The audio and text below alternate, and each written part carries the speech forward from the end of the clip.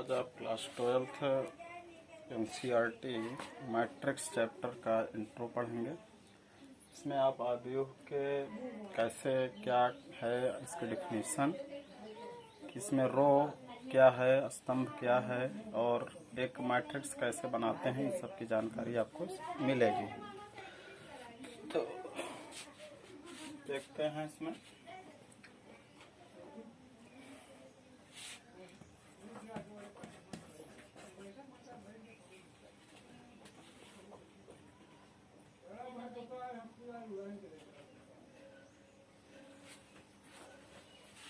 आव्यूह के परिचय में आप आज देखेंगे आव्यूह होता क्या है।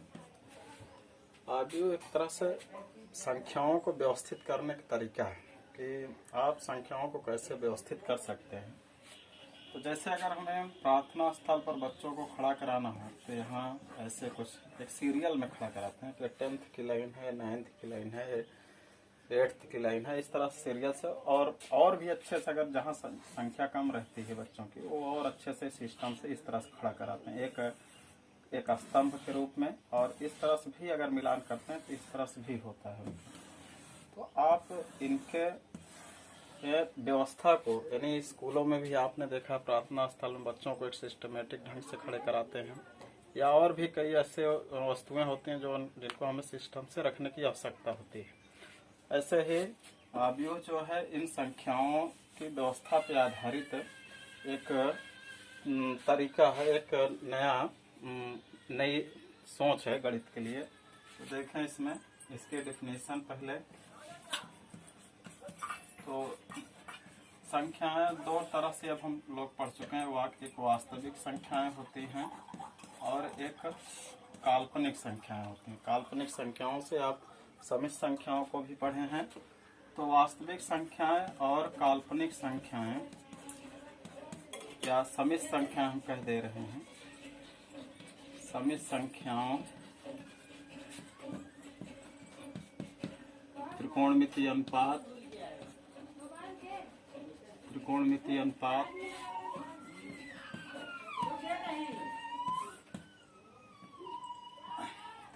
अनुपात लघुगणक इत्यादि को आयताकार या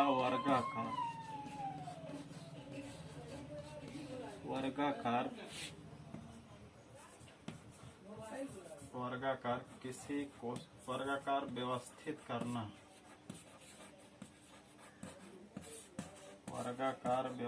करना ही आव्यूह कहलाता है।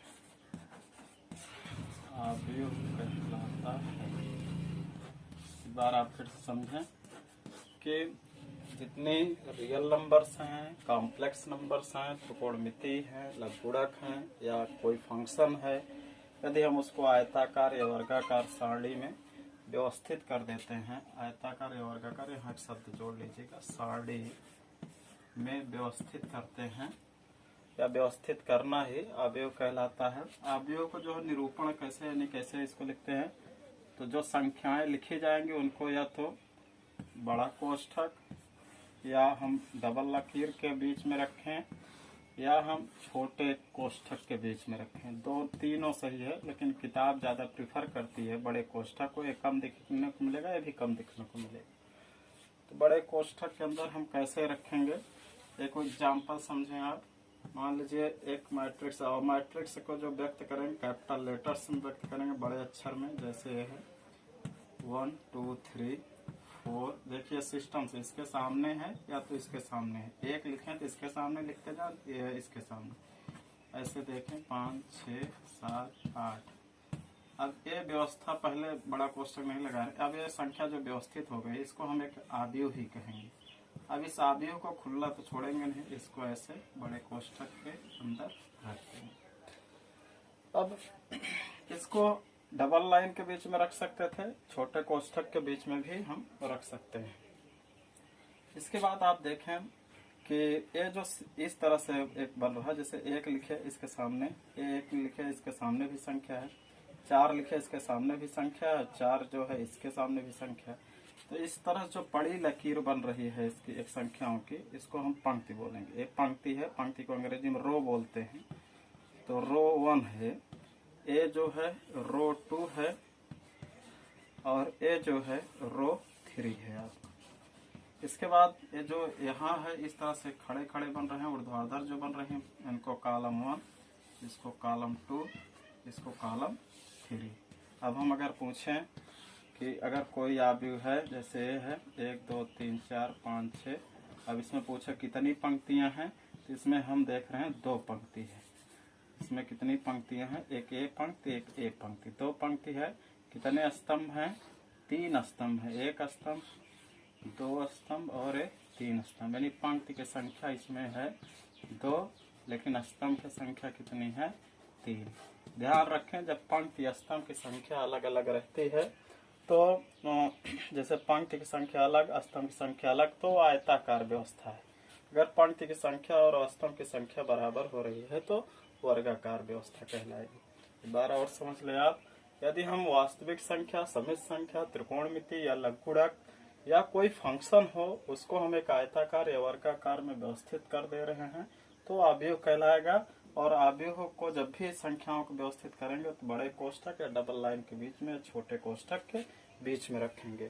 जब पंक्ति की संख्या और स्तंभ की संख्या में डिफरेंसेस आते हैं या बदलाव हैं, अलग अलग हैं, तो उसको हम आयताकार व्यवस्था कहेंगे। और जब उसमें जो है पंक्ति की संख्या और स्तंभ की संख्या सेम है तो उसको हम वर्गाकार व्यवस्था कहेंगे। ध्यान रखें एक चीज और, यहाँ पंक्ति की संख्या, पंक्ति किसको कहेंगे, जो ऊर्ध्वाधर उसको क्षैतिज, जो क्षैतिज व्यवस्था होती है उसको पंक्ति कहेंगे। जो ऊर्ध्वाधर व्यवस्था होगी उसको हम स्तंभ कहेंगे। जैसे स्तंभ है, स्तंभ, स्तंभ माने पिलर टाइप में, और पंक्ति माने एक लाइन, एक पंक्ति है, 2 पंक्ति है, इसमें 3 स्तंभ हैं। अब आप हमको लग रहा है कि आप आव्यूह जान चुके हैं। आव्यूह में व्यवस्था यही अकेले नहीं कि केवल संख्याएं ही, गिनतियां ही रखी जाएंगी।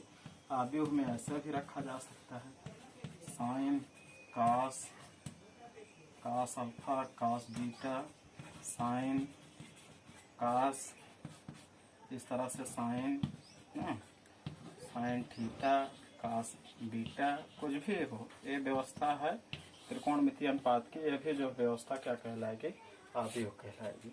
इसी तरह लघुगुणक भी आप देख सकते हैं। अगर मान लीजिए रखा है log x, ये log x स्क्वायर है, ये log x क्यूब है, ये log x 4 है। ये जो व्यवस्था लघुगुणक की है ये भी क्या है, आव्यूह है। कोई भी संख्या, कोई भी फंक्शन, कोई भी इंटीजर्स या कोई भी समित संख्या भी आप देख सकते हैं। समित संख्या को भी आप ऐसे रख सकते हैं, जैसे हुआ साइन 3 + 2i 4, और यहाँ लिख दिया 5 + 4i, यहाँ लिख दिया 5 + 3i। ये जो व्यवस्था है कॉम्प्लेक्स नंबर की, ये भी क्या कहलाएगी, एक आव्यूह कहलाएगी। तो आप व्यवस्था संख्याओं की हो सकती है, उसको हम जो है आव्यूह कहेंगे।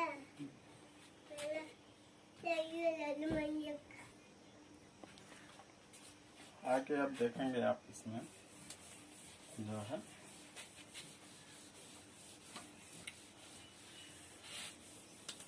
अब आता है कि आव्यूह को निरूपित कैसे करते हैं। आव्यूह का निरूपण, आव्यूह का निरूपण क्या है, कैसे क्या व्यक्त करेंगे। यदि हम संख्याओं को आयताकार या वर्गाकार व्यक्त करें और बड़े कोष्ठक में लिख दें, इतना ही आव्यूह की पहचान नहीं है। तो इनको कैसे हम व्यवस्थित करेंगे, देखिए इनका प्लेस एक निश्चित करना पड़ता है। ये जो प्लेस होगा A11 होगा, ये जो प्लेस होगा A12 होगा। इसके अंदर जितने भी अवयव हैं उनका एक निश्चित प्लेस होता है। जो पहले लिखा रहेगा वो पंक्ति को बताएगा, और जो बाद में लिखा रहेगा वो स्तंभ को बताएगा। ध्यान से देखें इसको। अगर कोई भी अवयव यहाँ रखा जाएगा तो A11 इसलिए कहा जाए पहली पंक्ति और पहले स्तंभ का है, ये पहली पंक्ति दूसरे स्तंभ का है। इसी तरह A13, A14, इसका मतलब है पहले पंक्ति के ही हैं सब अवयव, और स्तंभ पहला, दूसरा, तीसरा और चौथा इस तरह से बढ़ता चला जाएगा। ये हो जाएगा 1n। 1n का मतलब ये है कि पहली पंक्ति का है अवयव या 9वें स्तंभ में स्थित है। पहली पंक्ति का अवयव या 9वें स्तंभ में स्थित है। ऐसे अब यहाँ पे लिखा जाएगा तो 2-1 माने दूसरी पंक्ति पहला स्तंभ, दूसरी पंक्ति दूसरा स्तंभ, दूसरी पंक्ति तीसरा स्तंभ, दूसरी पंक्ति यानी दूसरी पंक्ति चल रही है चौथा स्तंभ। ऐसे चला जाएगा कहाँ तक, या 9वां स्तंभ A2n यानी दूसरी पंक्ति का या 9वें स्तंभ में अवयव। इसी तरह और भी बढ़ता जाएगा A31 तीसरी पंक्ति पहले स्तंभ में, तीसरी पंक्ति दूसरे स्तंभ में, तीसरी पंक्ति तीसरे स्तंभ में, तीसरी पंक्ति चौथे स्तंभ में। ऐसे तीसरी पंक्ति का ही या 9वें स्तंभ में स्थित है। इसी तरह और बढ़ाएंगे 43, 51, 52 इस तरह से चला जाएगा। तो इसको हम डाट कर दे रहे हैं, बढ़ता जाएगा कहाँ तक, ये देख रहे हैं ये बदल रहा है 1 2 3 ऐसे जाएगा यम तक मान लीजिए जाए, और यहाँ 1 ऐसे AM2 यानी यमहमी पंक्ति का दूसरा स्तंभ का ये यमहमी पंक्ति का तीसरा स्तंभ, यमहमी पंक्ति का ये जाएगा कौन सा चौथा स्तंभ। ऐसे ये पूरा जाएगा लास्ट में AM यानी कि यमहमी पंक्ति, ये यमहमी पंक्ति है और कैसरा स्तंभ है या 9वां स्तंभ। ये तो यानी कि किस तरह से अवयव व्यवस्थित रहते हैं। तो ऐसे यहाँ जो अवयव रहेगा ये 11 प्लेस को दर्शाएगा। 12 प्लेस का मतलब पहली पंक्ति दूसरा स्तंभ है, पहली पंक्ति तीसरा स्तंभ, पहली पंक्ति का चौथा स्तंभ, पहली पंक्ति का या 9वां स्तंभ। मान लीजिए बढ़ता चला जाए या 9 स्तंभ तक। ये दूसरी पंक्ति पहला स्तंभ, तीसरी पंक्ति जैसे तीसरी पंक्ति है, चौथी पंक्ति, पांचवी पंक्ति, ऐसे यमहमी पंक्ति तक जाएगा। अब हम इसको इस तरह से यानी अवयव उसमें व्यवस्थित, लेकिन इसको डिनोट कैसे करते हैं, डिनोट इस तरह से भी कर सकते हैं AIJ यानी इसके अंदर जो अवयव हैं AIJ रूप में, जो अवयव है AIJ रूप में, जहाँ I को क्या व्यक्त कराएगा पंक्ति को और J क्या व्यक्त कराएगा स्तंभ को। कितने क्रम का है, जो कि इसमें कितनी पंक्तियां कितने स्तंभ है, तो यम पंक्ति है और लास्ट में क्या स्तंभ है यन स्तंभ। तो इसको हम इस तरह से डिनोट करेंगे A बराबर AIJ यम क्रॉस n। और एक इसका डिनोटर चिन्ह है ए है मैट्रिसेस का, यानी बड़ा कोष्ठक लगाए हैं यम क्रॉस n AIJ। तो इतना बड़ा से जो लिखा गया है उसका शार्ट रूप इतना है AIJ यम क्रॉस n। आगे अब देखें ये डिनोट कैसे पंक्ति गुणे स्तंभ इसको क्यों लिखते हैं, क्योंकि ये बताता है कितनी पंक्तियां आव्यूह में कितने स्तंभ आव्यूह में, इसको ये प्रदर्शित करेगा। नेक्स्ट देखते हैं, इसको आप ऐसे नोट कर लेंगे। आव्यूह को निरूपण शॉर्ट कट ये है, लॉन्ग कट में हम इस तरह से करेंगे। यानी इनके अवयव जो है यहाँ का जो अवयव रहेगा वो 11 प्लेस का है। उदाहरण के तौर पर जैसे अगर हमें पूछें कह दे कि ऐसे 3 4 5 6 7 8 9 10 11 अगर हम पूछे इसमें A11 क्या है, A11 इसमें कितना है, तो आप कहेंगे 3 है। A22 क्या है, A22 मतलब दूसरी पंक्ति दूसरे स्तंभ, यही 7 को काट रहा है तो ये 7 हो जाएगा। ऐसे कह दे A23 प्लेस पे क्या है 23 माने दूसरी पंक्ति तीसरा स्तंभ 8 मिल जाएगा। A33 तीसरी पंक्ति तीसरा स्तंभ 11 मिल जाएगा।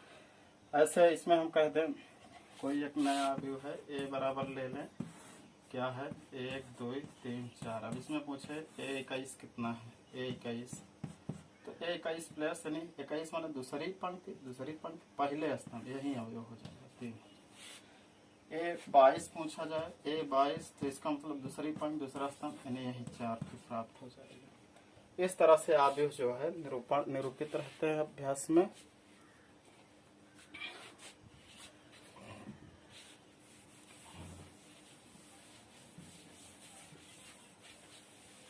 अब नेक्स्ट अगला आप देखेंगे,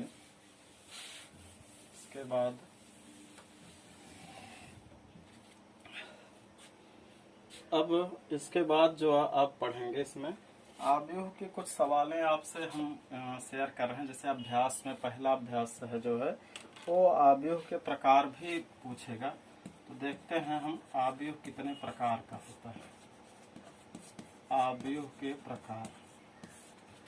आव्यूह के प्रकार में पहला प्रकार होता है पंक्ति आव्यूह। पहला प्रकार हम नोट करवाते चलते हैं, ये पंक्ति आव्यूह है। दूसरा प्रकार है स्तंभ आव्यूह, स्तंभ आव्यूह। तीसरा प्रकार है ऊर्ध्वाधर आव्यूह।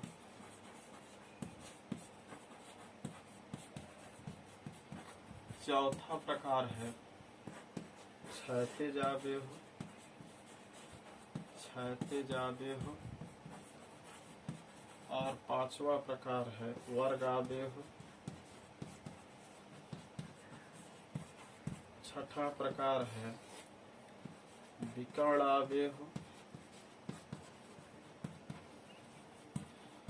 सातवां प्रकार है अदिश आव्यूह।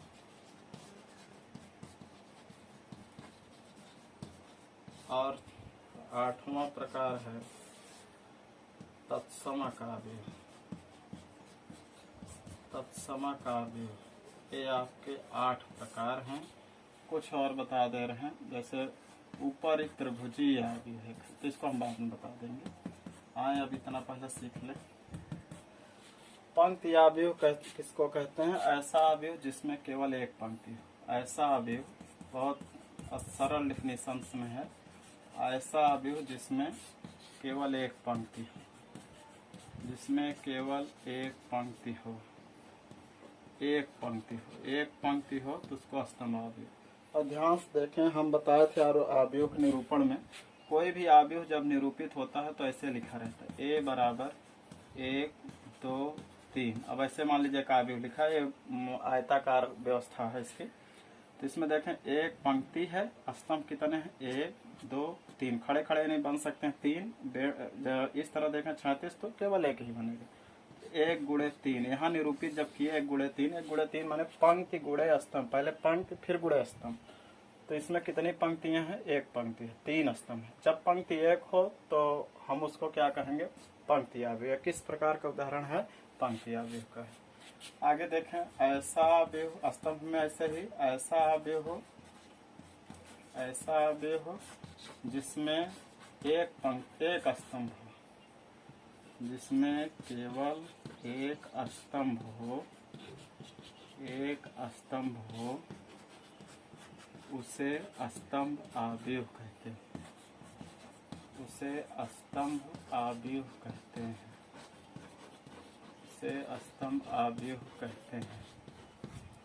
अब इसका उदाहरण जैसे ए बराबर हम ऐसे ले रहे हैं 1 2 3। अब देख रहे हैं इसमें पंक्ति तो पहले लिखा जाता है, जो क्रम लिखा जाता है उसमें पंक्ति को पहले लिखते हैं, स्तंभ को बाद में। कई पंक्ति 1 2 3, 3 पंक्ति, स्तंभ केवल एक बनेगा। अब ये 3 गुणे 1 का है, इसमें स्तंभों की संख्या 1 है, इसमें पंक्ति की संख्या 1 है। पंक्ति की संख्या 1 हो तो पंक्ति आव्यूह, स्तंभ की संख्या 1 हो तो स्तंभ आव्यूह।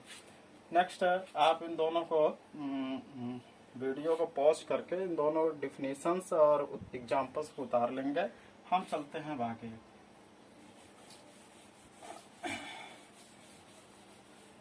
नेक्स्ट देखें, ऊर्ध्वाधर आव्यूह किसको कहते हैं? जब पंक्ति की संख्या अधिक, पंक्ति की संख्या अधिक, पंक्ति की संख्या अधिक लेकिन स्तंभ की संख्या कम हो। इसको हम शॉर्टकट में से लिख दे रहे हैं। पंक्ति की संख्या इज ग्रेटर देन स्तंभ की संख्या। अगर पंक्ति संख्या अधिक है, स्तंभ की संख्या कम है, तो उसको हम कौन सा आव्यूह कहेंगे? ऊर्ध्वाधर आव्यूह। जब पंक्ति की संख्या अधिक और स्तंभ की संख्या, पंक्ति संख्या अधिक और स्तंभ की संख्या कम हो तो उसको ऊर्ध्वाधर आव्यूह कहते हैं। जैसे एग्जाम्पल इसका 1 2 3 4 5 6। अब इसमें देखें तो 3 पंक्तियां, लेकिन स्तंभ कितने हैं? 2 ही स्तंभ। 3 पंक्तियां हैं और स्तंभ कितने हैं? 2 ही हैं। तो ऐसे मैट्रिक्स को क्या कहेंगे? ऊर्ध्वाधर आव्यूह कहेंगे। पंक्ति संख्या आप देख रहे हैं 3 है, स्तंभ की संख्या 2 है। क्षैतिज अवयव कैसे, इसी का उल्टा होगा। क्षैतिज अवयव किसको कहेंगे? क्षैतिज अवयव में होगा पंक्ति संख्या कम रहेगी, पंक्ति की संख्या कम रहेगी और स्तंभ की संख्या इसमें ज्यादा रहेगी, स्तंभ की संख्या अधिक रहेगी। पंक्ति और स्तंभ आप जानते हैं, खड़े खड़े को स्तंभ, बेड़ बेड़ जो क्षैतिज रूप में होती है उसको हम पंक्ति कहते हैं। तो इसमें देखें एक ऐसे है, जैसे हम 1 2 3 4 5 6, अब आप देखें इसमें तो पंक्ति हमारे पास 2 ही है, लेकिन स्तंभ कितने हैं? 1 2 3 स्तंभ हैं, 2 गुणे 3 का है। अब ऐसे ही आप पहचान सकते हैं कि कौन सा ऊर्ध्वाधर है, कौन क्षैतिज। ऊर्ध्वाधर में यहाँ बड़ा रहेगा, यहाँ छोटा, यानी पंक्ति ज्यादा स्तंभ कम। इसमें पंक्ति कम स्तंभ ज्यादा रहेगा। अब हम लोग को लग रहा है आप एग्जाम्पल और डेफिनेशन को उतार लेंगे तो समझ में आ जाएगा। नेक्स्ट है वर्ग अवयव किसको कहते हैं? वर्ग अवयव एक ऐसा अवयव होता है जिसमें पंक्ति और स्तंभ की संख्या क्या हो? बराबर हो। जब पंक्ति और स्तंभ की संख्या बराबर हो तो ऐसे मैट्रिक्स को क्या कहेंगे? वर्ग अवयव कहेंगे। पंक्ति और स्तंभ की संख्या बराबर रहे तो इसको हम क्या कहेंगे? वर्ग अवयव। ध्यान दें, इन डिफिनेशनों में से एक डिफिनेशन आपको एग्जाम में देखने को मिल भी सकती है, उदाहरण सहित कहता है। वर्ग अवयव एक ऐसा अवयव है जिसमें पंक्ति संख्या और स्तंभ की संख्या बराबर होती है। जैसे उदाहरण के तौर पे हम देखें, एक एग्जाम्पल ले लेते हैं, 1 2 3 4। अब इस देख रहे किस क्रम का है? तो एक पंक्ति, दो पंक्ति है। अब कितने स्तंभ हैं? 2 स्तंभ भी हैं, तो 2 गुणे 2 क्रम का है। एक क्रम भी बताता है कि किस क्रम का है, 2 गुणे 2। एक किस क्रम का है? 3 गुणे 2। अगर पंक्ति की संख्या ज्यादा, स्तंभ की संख्या कम तो ऊर्ध्वाधर, स्तंभ की संख्या अधिक, पंक्ति संख्या कम हो तो उसको हम क्षैतिज कहेंगे। और जब पंक्ति और स्तंभ दोनों की संख्या बराबर हो जाएंगे तो उस अवयव को हम क्या कहेंगे? उस अवयव को हम बोलते हैं वर्ग अवयव कहते हैं। देखते हैं आगे, हम कुछ इन डिफिनेशंस में आगे बढ़ते हैं।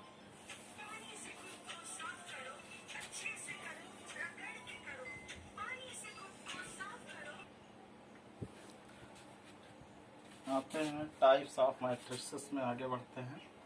ये अभी 3 4 और बचे हैं। एक है विकर्ण अवयव। विकर्ण अवयव क्या है? विकर्ण जो है अवयव, ये वर्ग अवयव का ही एक प्रकार है। ये स्क्वायर मैट्रिक्स का एक टाइप्स है, समझे। विकर्ण अवयव में होता क्या है? जैसे अगर हम कोई मैट्रिक्स लिखें, ये मैट्रिक्स है, बताए वर्ग अवयव का ही टाइप है, तो वर्ग अवयव में पंक्ति और स्तंभ की संख्या क्या होगी? बराबर होगी। विकर्ण अवयव में ये जो ए पार्ट होता है, तिरछा, इसको हम मुख्य विकर्ण बोलते हैं। इसको हम क्या बोलेंगे? मुख्य विकर्ण। इसका आप सोचेंगे द्वितीयक विकर्ण कहाँ होता है? ये इसका द्वितीयक विकर्ण है। तो विकर्ण अवयव की डेफिनेशन ये है कि मुख्य विकर्ण पे तो कोई अंक रहेगा, मुख्य विकर्ण पे कोई ना कोई डिजिट रहेगा, लेकिन शेष डिजिट क्या होंगे? वो 0 होंगे। शेष डिजिट क्या होंगे? वो 0 होंगे। आपके यहाँ पे 0, यहाँ 0 और यहाँ पे भी 0 रहे। मुख्य विकर्ण का एक ऐसा वर्ग अवयव है, डेफिनेशन इस तरह से लिखेंगे मुख्य विकर्ण अवयव की, कि विकर्ण अवयव एक ऐसा अवयव है जिसके मुख्य विकर्ण पे संख्याएं कोई अंक स्थित हो, लेकिन संख्याएं मतलब है 0 के अलावा कोई अंक रहेगा, शेष जो अंक रहेंगे वो सब क्या रहे? 0। तो ऐसे अवयव को क्या कहेंगे? हम विकर्ण अवयव कहेंगे। फिर से आप एक बार डिफिनेशन इम्तिहान में अगर लिखना हो वहाँ पे कॉपी में, चूंकि नोट्स बनाते हो तो इनकी जरूरत होगी। विकर्ण अवयव एक ऐसा वर्ग अवयव है जिसके मुख्य विकर्ण पर 0 के अलावा कोई भी संख्या उपस्थित रह सकती है, शेष अवयव वो क्या होंगे? 0 स्थित होंगे। ये आपका 3 गुणे 3 कोट का विकर्ण अवयव है। अगर 2 गुणे 2 कोट का कोई पूछे, 1 5 ऐसे लिख देंगे। ये है 2 गुणे 2 कोट का। आगे नेक्स्ट अगला देखते हैं, अदिश अवयव। अदिश अवयव क्या है?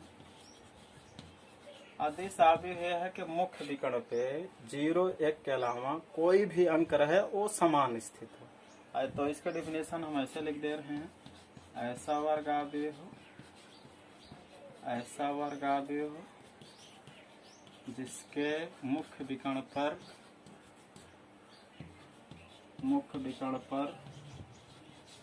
0 1 के अलावा 01 के अलावा कोई अन्य संख्या समान रूप से स्थित हो, कोई अन्य संख्या समान रूप से स्थित हो, यानी बदलाव न हो, समान रूप से स्थित हो या रखी गई हो, तो उसको हम अदिश अवयव कैसे, जैसे इस तरह से 3 3 3 मुख्य विकर्ण पे 3 3 ही ले लें, मुख्य विकर्ण पे केवल 3 3 रख ले, 4 4 रख ले, 5 5 रख लें, 6 6 रख लें, या कोई भी अदिश जो भी यहाँ रखना चाहे रख सकता, केवल 0 1 न रखें मुख्य विकर्ण पे, और सेम हो, ध्यान ये रखना है सेम हो, तो ऐसे अवयव को क्या कहेंगे, अदिश अवयव। अदिश अवयव भी एक वर्ग अवयव, हमने बताया अदिश अवयव भी एक वर्ग अवयव है, जिसके मुख्य विकर्ण पर 0 1 के अलावा कोई अन्य संख्या समान रूप से रखी जाती है। इसमें ये हो गया आपका तीसरा प्रकार। आगे देख, लास्ट 7 प्रकार होगा। आगे देखें तत्समक अवयव क्या है। तत्समक अवयव एक ऐसा वर्ग अवयव है जिसके मुख्य विकर्ण पर केवल 1 रहेंगे और शेष अवयव क्या रहेगा, 0 रहेगा। इस तरह के अवयव को तत्समक अवयव कहेंगे। इसे 3 × 3 कोट का तत्समक अवयव भी एक वर्ग अवयव है जिसके मुख्य विकर्ण पर 1 स्थित होता है, शेष अवयव 0 होता है। शेष अवयव 0 होता है, मुख्य विकर्ण पे क्या स्थित होगा, 1 स्थित होगा। तो आप ये ध्यान रखें, वर्ग अवयव के 3 टाइप्स हैं। नंबर 1 विकर्ण, नंबर 2 अदिश, नंबर 3 तत्समक। विकर्ण में क्या होता है, मुख्य विकर्ण के अलावा सब अवयव तो 0 रहते हैं, लेकिन मुख्य विकर्ण पे जो है वो अलग अलग संख्याएं रखी रहती हैं, जैसे 1 भी हो सकता, 3 भी हो सकता, 5 भी हो सकता, कुछ भी रहेगा लेकिन डिफरेंट रहेंगे। अदिश अवयव क्या होता है, मुख्य विकर्ण पर 0 1 के अलावा कोई भी संख्या रहेगी, लेकिन शेष अवयव जो है वो 0 रहेगा। ये भी वर्ग अवयव का एक टाइप्स है। ध्यान देखें, तत्समक अवयव। तत्समक अवयव क्या है, जिसके मुख्य विकर्ण पे 1 हो लेकिन शेष अवयव क्या स्थित हो, वो 0 स्थित होता है। ऐसे अवयव को हम क्या कहेंगे, तत्समक अवयव कहेंगे। अब हम आपको चलते हैं अभ्यास में, कुछ ले चलते हैं। अभी अभ्यास में क्या कैसे है, कुछ सवालों को हम हिंट्स दे रहे हैं। सबसे पहले तो आपको अवयव बनाना आना चाहिए। अवयव बनाते कैसे हैं, अवयव बनाने के ऊपर कई सवालें हैं। जैसे कह देगा कि एक अवयव बनाइए जिसमें aij इस तरह व्यवस्थित है, i + j = 2। कह रहा aij इस तरह से है, तो कह दे कि 2 × 3 क्रम का अवयव बनाइए, 2 × 3 क्रम का अवयव बनाइए। देखिए इस तरह के सवालों को हम कैसे हल करेंगे। aij बराबर दिया है i + j/2, तो 2 × 3 क्रम का अवयव। तो हम सबसे पहले 2 × 3 क्रम का एक मैट्रिक्स बना लेते हैं जिसमें 2 पंक्ति हो, 3 स्तंभ, a11 a12 a13, ये सब पहली पंक्ति, और 3 स्तंभ, 1 2 3 स्तंभ, a21 a22 और a23, इस तरह से है। अब अगर हम जान ले रहे हैं कि हमारा जो सॉल्यूशन यहाँ चालू है, तो हम अवयव जान रहे हैं 2 × 3 क्रम का अवयव कुछ इस तरह से होगा, जिसमें 2 पंक्ति हो, 3 स्तंभ, 2 पंक्ति बनाए, 3 स्तंभ बनाए। अब इन अवयवों की जगह पे, इनके आधार पे हमें संख्या प्राप्त करनी है। इन अवयवों के स्थान पे, इस पैटर्न पे आधारित संख्या प्रदान करनी है। तो कैसे प्रदान करेंगे, पहले हम यहाँ रफली क्या ऐसे दिखाएंगे कि a11 कितना आएगा। तो कह रहे हैं aij इस तरह से, i + j/2, तो यहाँ i की जगह 1 है, j की जगह 1 है, तो इसी फार्मूले में रख दें। i + j/2 वाले में रखेंगे तो 1 + 1/2, और ये हो जाएगा 2/2, 2 से 2 कट के कितना आ जाएगा, 1 आ जाएगा। फिर इसी तरह से हम a12 निकालें, a12 भी निकाल लें। a12 निकलेगा कैसे, a i की जगह है और a क्या है, j, i j मिल गए, a यहाँ पे i है, a j है, इसमें ला के रखें i + j, यानी 1 + 2 + 2, तो हो जाएगा 3/2। a13 होगा i + j, i + j, यानी 1 + 3/2, 3 1 4/2, 2 होगा। फिर 21 निकाल लें। 21 कैसे निकलेगा, तो यहाँ पे रखते हैं 2 1 2 1 3/2। फिर a22 ऐसे निकाल लें, तो 2+2/2 ये कहाँ से पा रहे हैं, यहाँ से पा रहे हैं। 2+2/2 4/2, 4/2 कट के कितना आ जाएगा, 2 दूनी 4, ये 23 निकालेंगे इसी तरह से। तो 2+3/2, 2 3 5/2। अब इन सभी मानों को क्या करेंगे, इस आव्यूह में ले आके रख देंगे। तो ये बराबर ये होगा 11 की जगह रखे 1, 12 का मान आया 3/2, तो ऐसे 3/2। देखिए परमेय संख्या भी आ रही हैं आव्यूह में। ये 13 की जगह हम 2 रखे, 21 की जगह 3/2 रखे, 22 की जगह 2 पाए, ये 23 की जगह 5/2 प्राप्त। इस तरह से मैट्रिक्स तैयार हो गया। फिर से देखें कैसे इसको आव्यूह कैसे बनाएंगे। AIJ यानी जो अवयव है आव्यूह का वो इस तरह से व्यवस्थित है। कह रहे 2 गुणा 3 क्रम का एक आव्यूह बनाइए। तो 2 गुणा 3 क्रम का माने 2 पंक्ति बनानी, 3 स्तंभ बनाने। तो 2 पंक्ति हो गए, 3 स्तंभ। 11 12 13 यानी 3 स्तंभ तक जाना, और अब पंक्ति 2 ही स्तंभ तक जानी। इस तरह से 11 का वैल्यू इसी में ले आकर रख दिए। I+J की जगह 1 1 रखना।